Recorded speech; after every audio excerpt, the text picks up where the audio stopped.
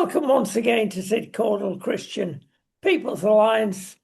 Sid, you've had a Christmas, you've had a New Year, you've had a birthday, and you don't look a day over 90. I've got to say that. Good. Uh, If you so it's said I been didn't look a day under 90, I'd be worried. well, it's been a good time, I know, but there you go.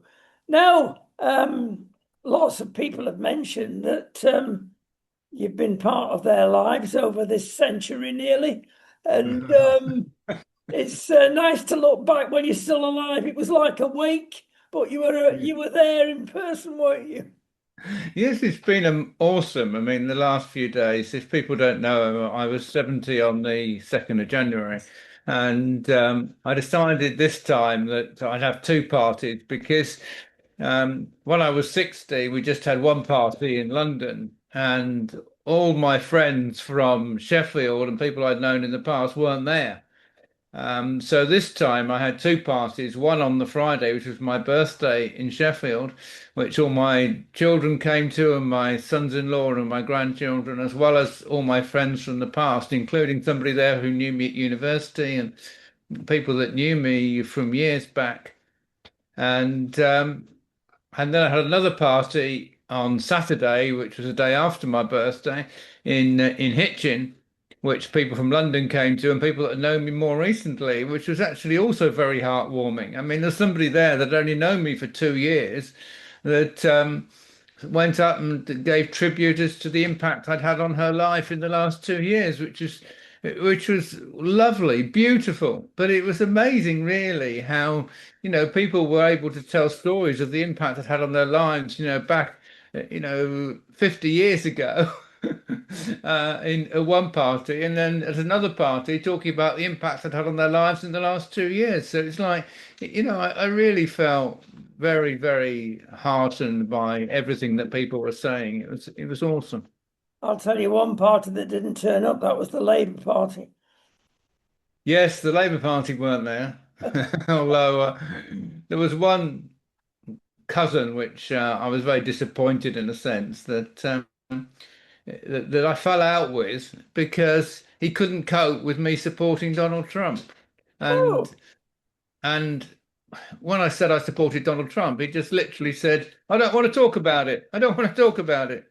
And so he wouldn't actually let me discuss the advantages or disadvantages of Donald Trump. It was just like, I don't want to talk about it. And the result was, that we stopped talking altogether, which was very sad, really.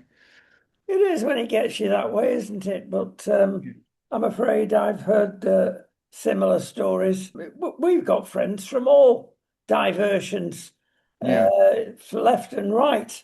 yeah. But there is something I've got to say about the extremes in our civilization that is quite common. They don't want to know another way or discuss it. And really, there's not a lot you can do.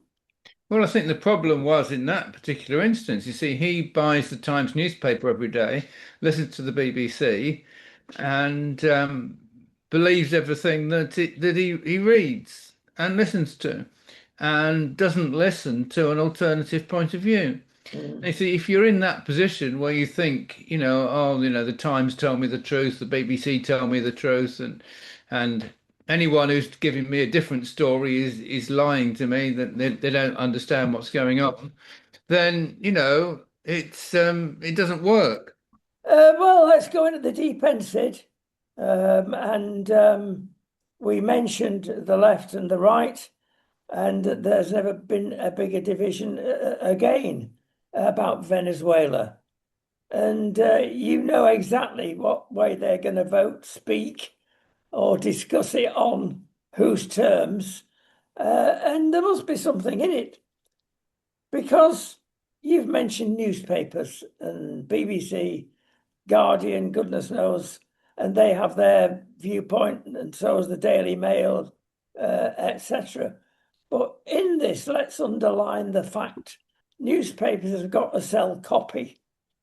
The only thing that sells copy, I'm talking globally now, is bad news. Because the whole psychology of this, as we've mentioned on previous occasions, is they want you to read the story for a week. That's ideal to them because you keep buying the newspaper, listening to the news. And you will listen to the news if somebody tells you, oh, Greenland, Trump's going to take over Greenland without getting the full facts. Oh, we're in danger. World War III's on our doorstep.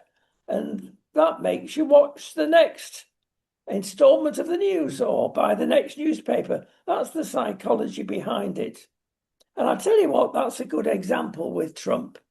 And let's just bypass a second Venezuela and the news about Trump's going to take over Greenland. This is an absolute nonsense.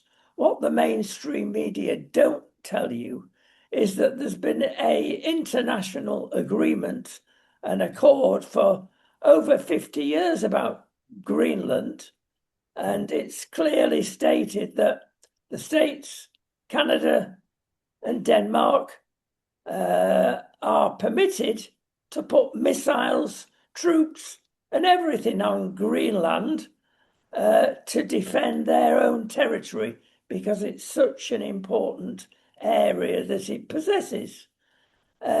Trump, I don't believe for 1 minute, but he plays games. We all know that. Poker. He knows that, and he knows at the nth degree that all the submarines from China and Russia that are patrolling Greenland waters, he's got the warning quite rightly. And if it comes to another Cuba, similar vintage, then there will be missiles put on Greenland, and Trump will have every right to do it under international law. Yes, it's interesting. I mean, I'm a big believer in the whole principle of self-determination, but you see, in this case, it's not absolutely straightforward because, like you say, there is an American base already on Greenland, so there's already American troops on Greenland. You know, it's not as though they're talking about invading a country which they don't have any right to be on. So it's not straightforward. But you know, equally, it's very clear that the Chinese and the Russians and goodness knows who else that has their eyes on true land has got far less rights than the US to be there. So it's going to be interesting to see what happens. But it's by no means straightforward. The left are already voted, of course, that Trump should not go into Venezuela because of international law. That again is got to be called to task, that view.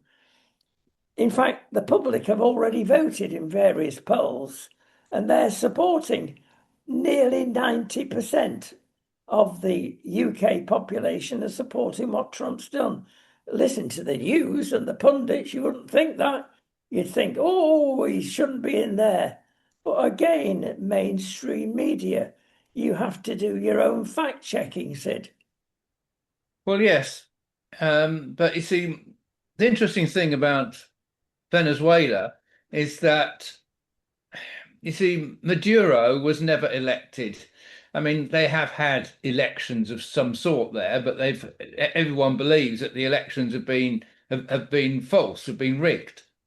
And Britain has not recognised the Maduro government for that reason. And many countries internationally have not recognised Maduro as having a legitimate government.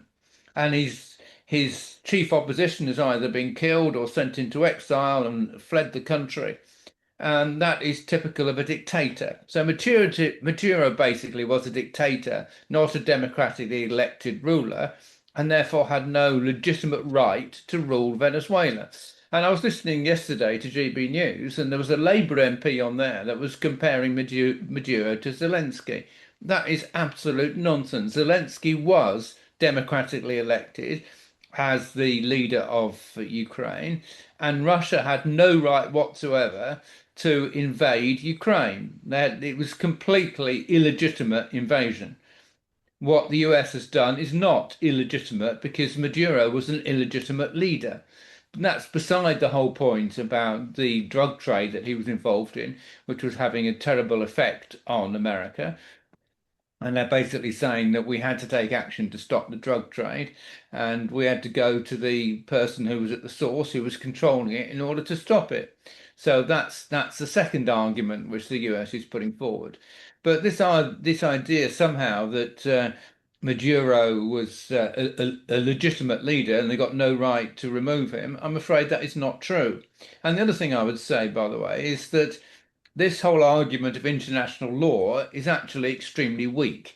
You see, there's no actual, how can I put it, uh, a code of international law like we have a code of law in this country. So in this country, you have laws passed by Parliament that are then applied by the judiciary, and you have law is done on that basis. In many countries, including the United States, you have constitutions which then perform the fundamental basis for the laws of the nation. There is no international law that I can go and read and look up and say this is international law that is passed by some parliament, because there's no parliament and there's no constitution that undermines international law, underpins, sorry, I should say, international law. So the result of that is that you have judges in The Hague that make judgments based on their opinions, basically, not on any code of law. So it's very vague.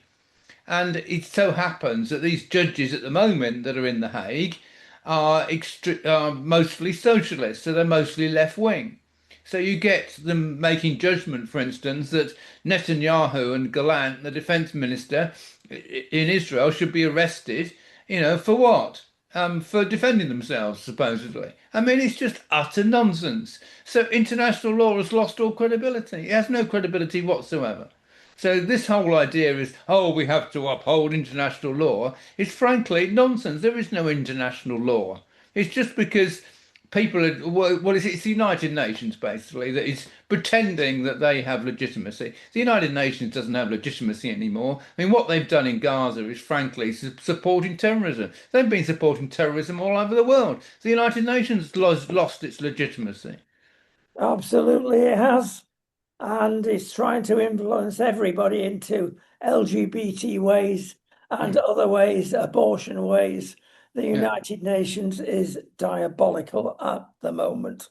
Whether it will ever recover, who knows? Whether it will be replaced by another body, one can only hope so.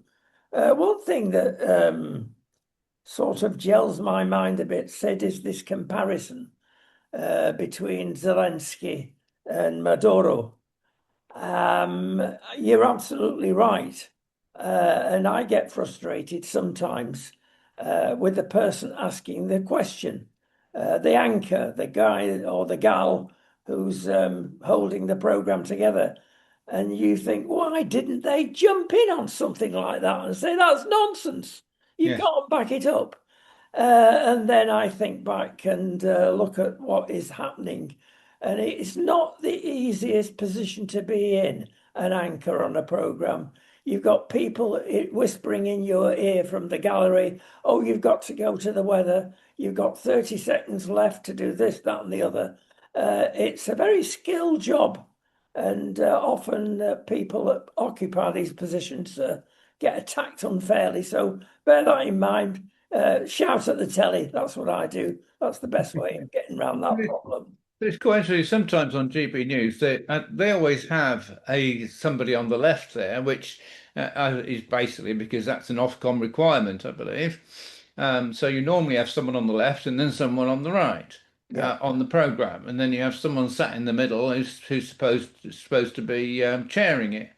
But sometimes the chair, if they're weak, doesn't say anything. So you literally have the person on the left and the person on the right arguing among themselves and just talking like crazy, and the chair's just quiet, which is not very good, frankly. No, it is difficult. That's why I mentioned that caveat. But when you see a poll and 90% of the population of Britain believe that Trump was right to go into Venezuela, and then when you see 50% of two commentators from different angles because of Ofcom again, then you think, oh, half the country believes that, the other half believes in the other. Not correct. Yeah. And we'll come on to that perhaps a little bit later when we discuss Brexit. But staying at the moment with the Venezuela situation, I'll tell you what really has got me mad, and that's the wimp that calls himself Sir Keir and leads our country. He's a complete flip-flop wimp. And to come out and first thing he said when this blew up, I didn't know anything about it. Well, I'm not surprised. I wouldn't have said anything if I was Trump, to you especially. And then he goes on about cutting through to what I'm saying, Sid. Basically, it is absolutely confirmed from this debacle that he is no longer running the party. It's the left wingers that are running the party. We have got a neo Marxist government in Britain, and it's awful, and he's got to go. Well, yeah, I partly agree with you, partly don't. But I mean, I think what we have, frankly, is an extremely weak government because Starmer couldn't make up his mind as to what to say about Venezuela. And he's like, "Oh, I wasn't told." It's like the barrister who's not been briefed. It's like I wasn't told. I don't know. I've not been briefed on this situation. I can't comment. It's like and then it takes him a couple days basically to to establish what his view should be. The problem is he's got no principles on which to work. And the problem that he faced with Venezuela is that there are a load of Labour MPs that think, oh, it's terrible what Trump has done. And interestingly enough, that is the approach that France has taken. And apparently in the Security Council, where they've already debated it, France was very anti-Trump, strongly anti-Trump, which which certainly Britain wasn't. Britain just basically said we've got to comply with international law, but we don't believe that the government of Venezuela was legitimate, which is. I mean, as I already said, all this talk about international law is nonsense, but at least they said that the government of Venezuela wasn't legitimate. No, So but don't forget, Sid Macron certainly took Trump's side far more than Starmer. well, in the Security Council, he didn't, or France didn't. In the Security Council, they were scathing of Trump. They were strongly anti-Trump. They Oh, basically yeah, said he got no right at all. that's true. But at least Macron cut through that on a personal basis, maybe. Okay, well, it's interesting, isn't it? Well, in that case, then the French government's in total chaos, which we do know anyway, because they can't actually appoint a prime minister that has the support of the majority of parliament. So the French government then is in that case is all over the place. But if we come back to the British government, you see the thing with Starmer is that he's so weak. He's got to basically consult everybody and find out what their opinion is before he can actually come up and tell us what his opinion is. Because if he comes out immediately and says, "Oh, yeah, this is right," the United States had every right to do that, he then finds his backbenchers are up in arms and don't support him. So he's like, it would then have to backtrack. So instead of that, he just says, "I don't know what my opinion is yet because I've not yet been briefed," which is so weak. Yes, But we now have a very, very weak prime minister who can be pushed around, and I don't think that the left automatically control the government, but the left certainly have a very strong say in what goes on in the Labour Party at the moment, and Keir Starmer is scared of offending them. That's the reality. well, you'll have to convince me, Sid, because I tell you what, in Spain here, the very similar thing is going on. We've had a lefter than British government, would you believe, Yeah. here under Pedro Sanchez since 2018. So we're talking 7-ish years. And it's been an utter disaster. They're about to be given the Spanish archer, the elbow, the next election. They've already last month won Extremadura, which is a big part of Spain in the northwest. And people have had enough, like they have in Britain. But listen to this lot. Spanish government increased in taxes over that period, 513 billion. Now think of UK, exactly the same here in proportion to the length of time, certainly, that Starmer's been in power. Massive overtaxation. Public debt has increased by 507 billion. In other words, they've got it in and paid it out to unworthy causes. Exactly the same thing that's happened in Britain. It's going to people who don't need it. Oh, I've got a headache. I've got constipation. Whatever it is, I'm staying on my sofa today and claiming benefits. Same in Spain. Less generous in Spain, one has to admit it, but the same. The increases are being felt by the general public. And all we're told by our leaders in Spain, we must maintain our solidarity taxes. Now, that is Marxist language, and it comes to the surface, certainly in Spain. Solidarity. It's like listening to an extremely left-wing trade union in Britain, based on the same communist principles. So we're all in it together. Where have we heard that phrases before? Yes, right. What it means in total, and they've just published recent figures, the poor get poorer under socialism, the rich get richer. The rich have had a 10% increase in spendable income. The poor, it's minus 2%. And it's standard, well, fair for every socialist government. When it reaches the extreme of Venezuela, you think, wow, somebody's got to step in here, and Trump has done just that. Socialism as we have it is not the good socialism that it started off with originally. Yes. No, see, if people don't understand, see, obviously Venezuela's been talked about a lot at the moment.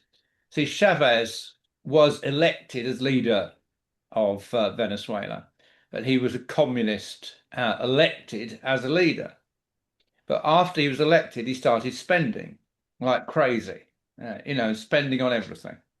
And then, of course, the oil price went down, and Venezuela was very dependent on oil. When the oil price went down, you see, instead of doing what they should have done, which cut back the spending because we've now got less money, they just carried on spending.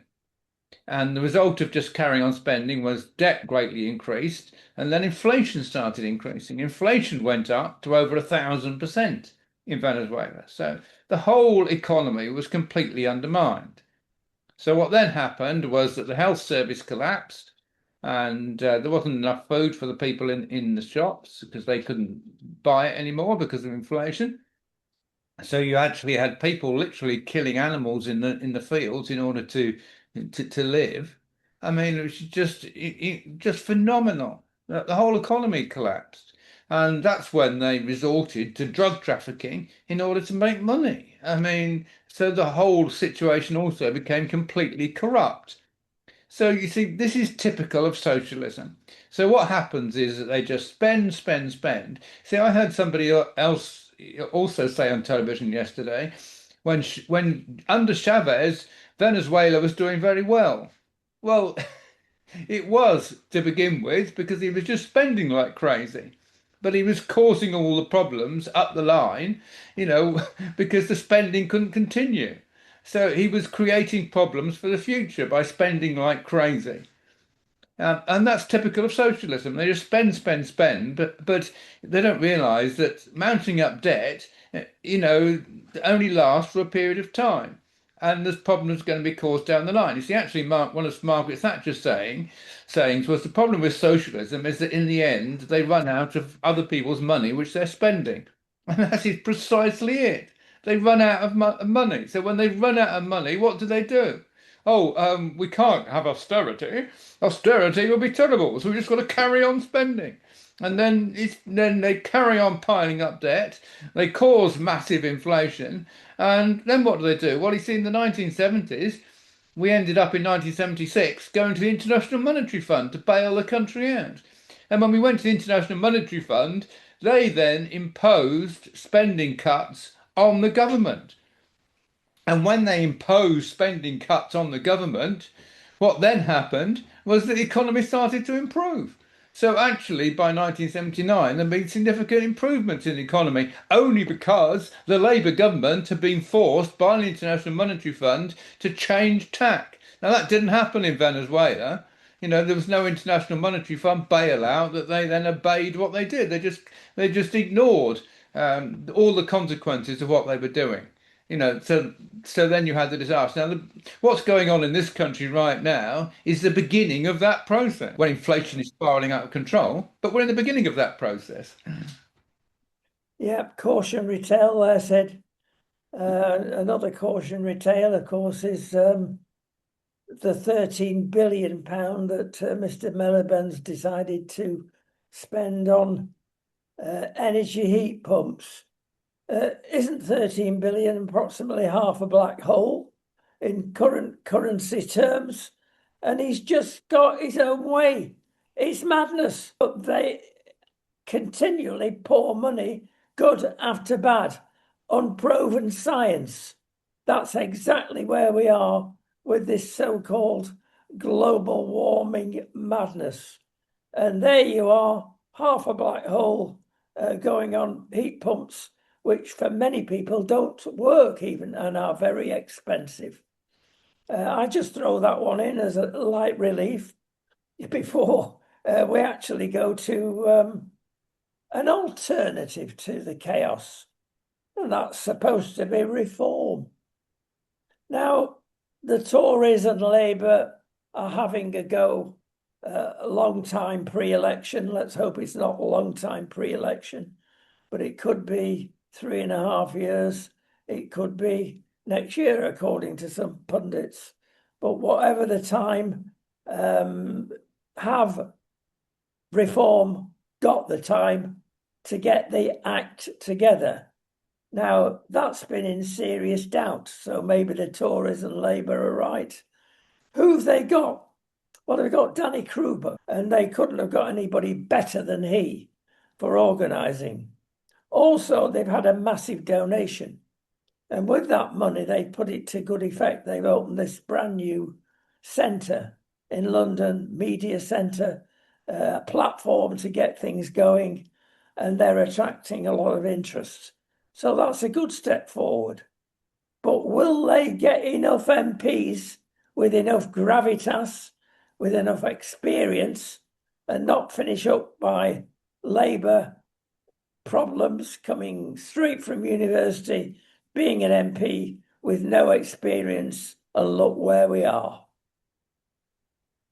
Yes, you see, reform at the moment are not yet ready for government. And to me, this was emphasised when Nigel Farage suddenly announced if we were in power now, we wouldn't be able to cut taxes because there wouldn't be enough money. Now, that to me, that shows he's not thought through his policies, because the Reform Manifesto said very clearly that they would be cutting taxes. Uh, but you see, they haven't really established properly where they're getting the money from. So where they're getting the money from should be from cutting quangos, which we spend 353 billion a year on, which is just absolutely ridiculous. So what they should be doing is identifying all the quangos they don't need, which will include all the environment quangos, by the way, the net zero quango and so on and so forth, which there's loads of them. We set up 7 new environment quangos since Labour came into office. We should just did get rid of them all. Now, reform should have a policy of saying we're going to get rid of all these quangos. We'll no longer fund them. And, they should have a list of all the quangos that the day they come into office, they'll stop funding. And this will then give them the money to cut taxes. So you see, because they've not yet thought through their policies, they don't really know what they're going to do. They're not ready for government. Now, Danny Kruger himself needs to get his head round what they're going to do day one, because that's his job. His job is to basically say what we're going to do day one. But they need to have a comprehensive manifesto. and they also need to be able to control the civil service. Because the reason why the Conservative government got into such a mess over the last few years was that instead of instructing the civil service, they were controlled by the civil service. Now, you see, I think you see this most dramatically, for instance, in the situation we had with Latif. You see, he's come, he was actually based in Egypt, a supporter of the Muslim Brotherhood, imprisoned in Egypt because of his extremist statements, but he had a mother in Britain, and on the basis of having a mother in Britain, he claimed British citizenship. Although he was living in Egypt, he was never actually living in Britain. But the Home Office gave him British citizenship, even though he was an Islamic extremist. And you think, well, at the time, Priti Patel was the Home Secretary. But you think, well, why didn't Priti Patel stop it? Well, the Civil Service probably never even told her about that case. You see, this is the problem. You've got 50,000 people employed by the Home Office, and the minister can't know about every decision unless they're told and they're briefed. But afterwards, she should have been going berserk. The fact that she hadn't been told about this case, and what tends to happen is that unless you have a very strong minister, the civil service is just running the government and making the decisions, and they're not even telling the minister most of the decisions they're making. Now, unless reform come in and literally make sure that they've got the correct people in the civil service. I mean, they might well have to dismiss large parts of the civil service and basically say, I'm sorry, but we no longer want you running the government. And it may be very, very difficult because you then have civil service unions coming along and taking them to court. That process may well be going on. It's a difficult process, but they need to get to grips with what they've got to do. And they need to get to grips now with what they're going to do when they get into power and what policies they're going to implement. They need a very clear manifesto, very clear proposals of what they're going to do, and get into power and do it, no matter what happens. That's interesting, Sid, and it's also interesting because more facts are coming out about the civil service. There's 6.2 million of them now. That's been increased drastically with this present government for obvious reasons. The big deck chair rearrangement has gone on, and again, snipping things around the edges, call it what you like. It has been announced that this year they'll be sacking 6,000 to 7,000 civil servants because they are not up to the job. So we're making the civil service, say Labour, more efficient. Again, rubbish window dressing. If you go to any company, they'll get rid of far more people than that in the normal course of events. That is an extremely low number when you compare it with 6.2 million being employed, believe you me. But that is how things are misrepresented again by these so-called spin doctors. But the reality of what this Labour government will be doing is that 6 or 7 thousand that they're getting rid of are people that basically support the Conservative Party or don't support socialist principles. And they'll be getting rid of them and bringing in people that are basically socialists into the civil service. They'll be trying now desperately to make it almost impossible for reform to put their policies in place because the people running the civil service will be all left wingers. That's what the 6 or 7 thousand they're getting rid of will be. They'll pretend it's efficiency, it's efficiency driving. It won't be efficiency driving at all. It'll just be a political move. That's what they do.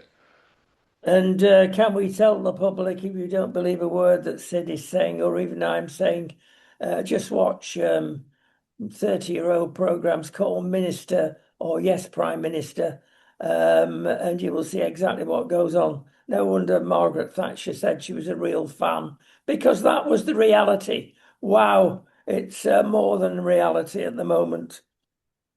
Pundits are gathering together from various political hues and actually agreeing on the economics and where we are in Britain as a country.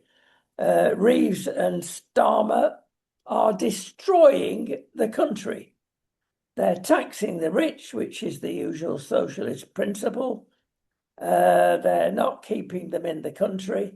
They're losing thousands and thousands every year of good jobs because the leaders of these industries are going abroad. The Tories are not doing much better. Strangely, they're following the precepts of Gordon Brown in many things. Now, the only thing Gordon Brown did, of course, was keep us out of the euro. But to counteract that, he sold all our gold for nuppence. And the Tories still follow his, well, diktats. So they can't boast of anything. 2027, as I've mentioned this morning before, is the deadline, many people believe, of saving the country. If this lot are in power till 2029, it will be too late. But one thing everybody agrees on, and that you will probably agree on in one form or another, Sid, how do we sort it out? Well, there's three things that are very important that everybody mentions. Number one, we need growth. Number one. Number two, we need to privatize any state-owned industry that benefits by privatization. And number three, we've got to spend some capital and get good projects going. Would you agree with that? Well, yes, you see, but the way you get growth is by cutting revenue spending. So you cut government day-to-day government spending, increasing capital spending, and cutting taxes. That is the recipe for getting growth. Now, this current government is doing exactly the opposite. So they are increasing revenue spending. I mean, they've spent an extra 85 billion on the Quangos. That's where a lot of it's going. But some of it is also going in the National Health Service. They've increased spending on the National Health Service by about 30 billion, but with no reform of the health service, just putting more money into it. They're not actually achieving very much. You see, what we need is reform of the GP system, which is our policy. And if you reform the GP system, then you can solve a lot of the problems of the NHS. But they're doing no reform, they're just putting money in. But you see, what I've told you already is an extra over 100 billion in spending. They've cut capital spending because we haven't got enough money for the capital spending programme and increased taxes. So these are policies for recession. You see, the policies for reform, for growth, are what I've said. And it may not happen immediately, but over time, you'll see drastic improvements in the economy. Now, the other thing I should say, by the way, is that the Labour Party have also increased debt enormously. The debt has gone up by something like 40 billion pounds since that's per year since they've come into office. Now, if you're increasing debt enormously, you're spending an extra 40 billion, you ought to have growth because you're borrowing an extra 40 billion. So there's an extra 40 billion gone into the economy. So the fact that we haven't got any growth while borrowing an extra 40 billion a year shows that the policies are a complete disaster for the long term. Because if the opposite was happening, that we were actually reducing debt, and there was less money going to the economy, but we were still getting growth, then that would be fantastic for the longer term. So the way we're going is completely wrong. And we need drastic changes in order to get the economy back going in the right direction. And this is what reform need to identify. They need to identify where they're going to cut spending in order to increase capital spending and cut taxes. And if they put that policy forward, that's the policy that will solve the problems in the country. Should we look to Mr. Trump? End of year speech he's made. And he seems to have got it right. Number one, he stopped immigration. And when I mean stopped, zero immigration. Never mind whether it's over the sea or whether it's over land. He's managed to stop it. he's number two, managed to create decent wage rises. Now that's linked to immigration as well, because he's decided to highlight the fact that there's no more black labour, cheap labour coming into the country, people working for Deliveroo that should never be allowed in any country. And of course, by giving it to the genuine indigenous workers, yes, companies have had to pay a bit more, but it's worth it. It works. He's lowered inflation. Now, just compare all that I'm saying to what the present Labour government. He's got, and this is startling, out of the 10 peacemaker deals that are available to him, he's actually completed on 8 of them. Yes, some of them are fairly minor, and the big ones or twos remain to be done. But he's even managed to do that. And what's Mr. Starmer done with his time? Well, exactly the opposite in both political, economic, and any other terms. Well, yes. You see, well, what I said, that, the right approach to the economy in order to get growth is basically exactly what Trump has done. He's been cutting revenue spending, he's been increasing capital spending, and he's been cutting taxes, and he's cut taxes quite drastically. He's actually gone a long way down that road. And the result is that the United States, despite, you see, you've said that they've stopped immigration. They've not only stopped immigration, they've also managed uh, to exit their country one way or another, 2.5 million illegal immigrants. So they got 2.5 million people less that they've sent back that Biden allowed in. Now, on that basis, you would think that there will be less money in the economy, but they've actually got more money in the economy. They've got growth, which is more their yearly growth now is above 2% in the United States. Ours is now about 1.1%. So our growth is significantly lower while increasing debt. Their growth is a lot higher while reducing debt and reducing the number of people in the country. Which is a phenomenal achievement, frankly. So yes, Trump is doing brilliantly. And the end result of that, by the way, is that the last opinion poll I saw for Insider Advantage gave him net +9. So he got 50% favourable, 41% opposed. And compare that with Starmer, who has something like -52.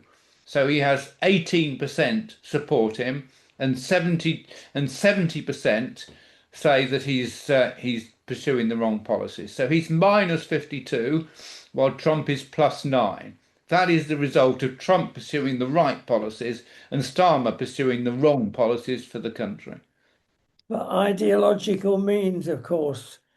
Anyway, we said we got to move on to our last spot, which is our footy spot, and maybe the politicians can learn something from football, because they are parallel.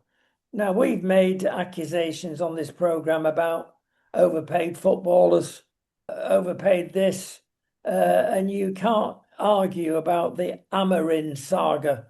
And I'm sorry to be proven right, but you must admit that I have been, over the 40 months of his tenure, day one, I said, he's not the right guy. And he's not got the experience dealing with one club in Portugal that you need for a Premiership manager. He stuck to his ways, and a lot of people say, well, good on him. No, he's been proved utterly and completely wrong by almost anybody in the industry, and eventually it's caught up with him. But at what cost, Sid? And let's analyse this.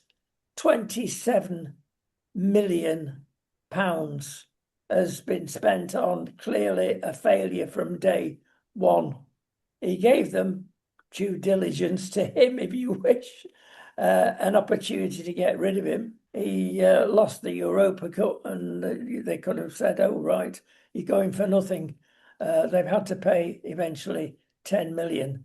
It's perhaps the only job, although I can think of one other, where you can be an absolute failure for your whole tenure and make a mess of it and come out with £10 million. No wonder he was seen walking with his wife through the snow in the leafy glades of Cheshire with a big smile on his face. Job done, some people say. But looking at it a little bit deeper, how about this, Sid? Too much money in clubs, where's it going to? Well, how many management do you need? United, Manchester, like many other clubs, have for some reason got directors of football, directors of every under 18, under 15, under 21, or whatever. And they're all pulling their own swing. And it's like a big committee. It's a nightmare. You cannot conduct certain things by committee. You've got to be a Ferguson, Alex, Sir dictatorship to make it work. He used to go round the club every day singing. He used to sing to the tea ladies. He used to sing on his rounds saying, I want this, I want that, you do it my way. So it was pleasant and good fun, but you've got one man, if you like, a dictatorship. But it worked, whereas the system at the moment said, too much money, who should we give it to? Oh, we'll give it to this director of football. We'll create a position that's not really needed. Fascinating. Are you going to be a club manager? No, you're 70, but you're not too late yet. Well, it's interesting, isn't it? You see, I think it's incredible what Chelsea have just done, frankly. I mean, they've got rid of their manager and they bought it and they said they're bringing in Rosinha. Rosinha was sacked by Hull City because they were at the bottom of the championship not long ago. I mean, he's now gone to Strasbourg. He's done okay at Strasbourg, but they said, oh, well, he's done very well with youth, so Chelsea's a young team, so we're going to bring in a manager that's done well with youth. I mean, he's got no track record really of being a good manager. But if you look at the people that are doing well, Arteta, Guardiola, Emery, Arsenal, Manchester City, Aston Villa, these people have got a very particular style of football that they are committed to, that they play, that works, and they instill their style of football into the club and make sure everyone knows it. And they have a very good ethic and a very strong ethos within the club that works. You see, Manchester City last season went through a bit of a difficult patch, but even though they went through a difficult patch, they still managed to come through it. And basically, the club is succeeding again because they've got such a good manager. And, it is possible for a good manager to run the club and do well. And I think, by the way, that Frank will do well at Spurs, even though he's not gone, particularly well initially. He is, he's still got, he knows what sort of football he wants played, and he's putting his ideas forward. And Alex Ferguson, who you mentioned, didn't do well when he first came to Manchester United from Aberdeen, and it looked as though he was going to be sacked. But they decided to stick with him, and fortunately, they stuck with him long enough for his ethics to come through and be shown to work. And I think managers do need to be given a time, but you need to know that the manager is putting the club in a certain direction, that he's working and that he's going in time to produce the goods. And that certainly, as you say, wasn't happening with Amorim. That's why they were right to get rid of him. But they need to bring in a manager that knows what they're doing, frankly. Indeed, we need to bring in a prime minister who knows what they're doing.